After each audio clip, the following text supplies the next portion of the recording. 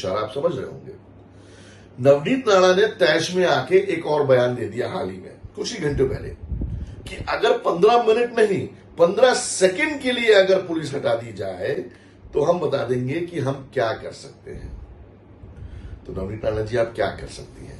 आप मुसलमानों को मार सकती हैं, मुसलमानों की हत्या करवा सकती हैं, मुसलमानों को देश से निकाल सकती हैं। छोटा बोलता है कि पुलिस को 15 मिनट हटा दो, तो हम दिखाएंगे बोले कि क्या कर सकते हैं। छोटे को मेरा कहना है, तेरे को 15 मिनट लगेंगे छोटे, और हमको सिर्फ 15 सेकंड लगेंगे। 15 सेकंड पुलिस को हटाया, 15 सेकंड अगर पुलिस को हटाया तो छोटे को बड़े को ये पता नहीं लगा कहां से आया और कहां को गया। सिर्फ 15 सेकंड लगेंगे हम लोगों को किसी ना मंच पे आगे। बिल्कुल बिल्कुल, मोदी जी को मैं बोल रहा हूं कि 15 सेकंड दे दीजिए आप, बिल्कुल 15 सेकंड दे दीजिए। आप क्या करेंगे? अखलाक का हाल करेंगे, जैसा मुख्तार को किया वही करेंगे, या पीलू खान या फिर अपना रकबर, बिल्कुल आप दे दीजिए। मोदी जी के पास इख्तियार है, दे दीजिए 15 सेकंड। 15 सेकंड ने बल्कि 1 घंटा ले लीजिए ना। हम भी देखना चाह रहे हैं कि आप में कितनी इंसानियत अभी बाकी है या नहीं है। करिए, कौन डर रहा है? कौन डर रहा है? हम तो तैयार हैं।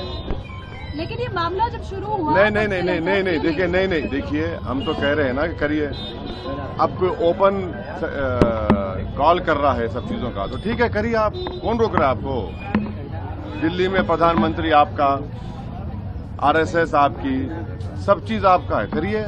कौन रोक रहा है आपको? बोलते क्यों है? करिए ना, बल्कि हमको बता दीजिए कहां पे आना, हम आ जाते हैं। नमस्कार, आदाब, सत श्री अकाल। मैं हूं हैदर अली खान और मैं मोहब्बत बांटता हूं। मैं जाहिलाना बातों को फैलाता नहीं, मैं ना इत्तेफाकी की बातों को फैलाता नहीं, लेकिन कभी कभी कुछ लोग बेबाक तरीके से गफलत में आकर ऐसी गलतियां कर जाते हैं कि मुझे बोलना पड़ता है। मैं बात करूंगा आज नवनीत राणा की। जी हाँ, नवनीत राणा। नवनीत कौन राणा? कौन नहीं जानता इनको? ये अमरावती से एमपी हैं और रवि राणा की पत्नी है। मैं इनको भाभी भी कहता हूं। मैं आपको बता दूं कि इनकी एक जबान स्लिप हो गई या जानबूझ करके इन्होंने ऐसा बोला, मेरे समझ में नहीं आता, लेकिन जहां तक मुझे पता चल रहा है वो बहुत ही गलत बोला उन्होंने जो बोला। अब आप सोच रहे होंगे कि क्या बोला। तो नवनीत राणा ने कह दिया कि असदुद्दीन ओवैसी के जो भाई हैं उन्होंने कई साल पहले एक स्टेटमेंट दिया था जिसमें उन्होंने कहा था कि अगर 15 मिनट के लिए पुलिस को हटा दिया जाए तो हम बताएंगे कि कैसे होता है, क्या होता है और कैसे करते हैं। इशारा आप समझ रहे होंगे।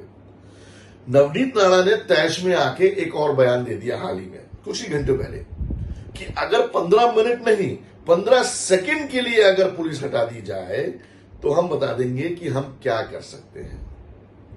तो नवनीत राणा जी, आप क्या कर सकती हैं? आप मुसलमानों को मार सकती हैं, मुसलमानों की हत्या करवा सकती हैं, मुसलमानों को देश से निकाल सकती हैं। किस तरफ इशारा है आपका? बड़ा क्लियर होकर आप हमें बताइए ताकि हम अपने बचाव के लिए कुछ कर सकें। आप क्या चाहती हैं कि मुसलमान हिंदू जो एकता और अखंडता के लिए जाना जाता है हमारा देश, उसमें फूट पड़ जाए? देखिए, सुनने में तो यह आ रहा नवनीत जी साफ तौर पर कि आप इस बार अमरावती से चुनाव हार रही हैं। उसके कई रीजंस हैं। आपके खुद के लोग अपने नहीं हैं। जो मुस्लिम वोट और जो दलित भाइयों के वोट से आप पिछली बार जीत कर आई थी वो वोट आपकी नहीं है। आपके ऑपोजिशन में कांग्रेस ने और बच्चू कडू ने ऐसे लोगों को खड़ा किया है जो आप पर भारी पड़ रहे हैं। तो चुनाव हारने का ये एक तरह से बौखलाहट तो नहीं है।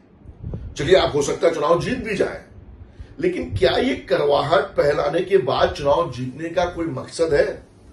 आप एक समुदाय के बारे में बोल रही हैं, आप एक लीडर हैं, आप एक मेंबर ऑफ पार्लियामेंट हैं, आप उस पार्टी से आती हैं कि जहां पर कभी भी खुल्लम खुल्ला मोदी जी ने, नरेंद्र मोदी जी ने नहीं कहा इस बारे में जो आप कह रही हैं।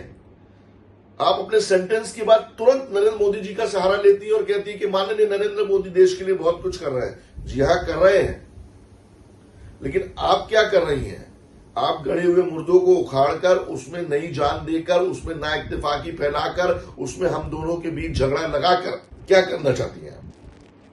इस तरह के स्टेटमेंट का इस मौके पर कहना क्या मकसद है? मैं जानना चाहूंगा आपसे। कोई मकसद नहीं है सिवाय अफरा तफरी और हिंदू मुसलमान भाइयों के बीच में ना इत्तेफाकी पैदा करने का। देखिए नवनीत जी, आप काफी परिचित है मेरी, मैंने आपको बहुत करीब से बहुत सालों से देखा है। रवि नाना मेरे भाई की तरह है, मैंने उसको काफी वर्षों से देखा है।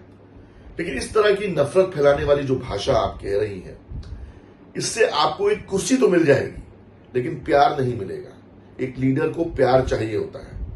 नरेंद्र मोदी जी से लोग प्यार करते हैं, अमित शाह जी से लोग प्यार करते हैं, आपको प्यार नहीं मिलेगा। और जब प्यार नहीं मिलेगा तो ये कुर्सी भी आपके काम नहीं आएगी। तो मेरा आपसे अनुरोध है कि जबान पर लगाम लगाएं, जबान पर कंट्रोल करें।